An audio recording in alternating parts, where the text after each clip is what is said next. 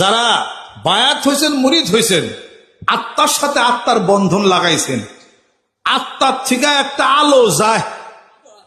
দলিল আছে না নাই? ইত্তাকু ফিরাসাতাল মুমিন ফাইন্নাহু ইয়ানজুরু বিনুরিল তিরমিজি শরীফ হাদিস শরীফ।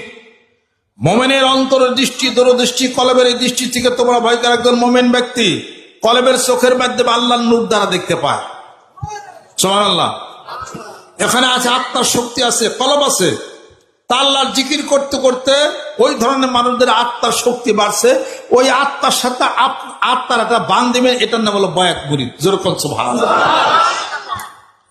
বান দেওয়ার সাথে সাথে তার জয়েন হলো কিনা, এবার তার জয়েন হলো, এবার দলভুক্ত হয়ে গেলেন। এবার আমরা বাড়িতে বসে বসে জিকির করেন, যান আমরা বাড়িতে বসে জিকির করেন।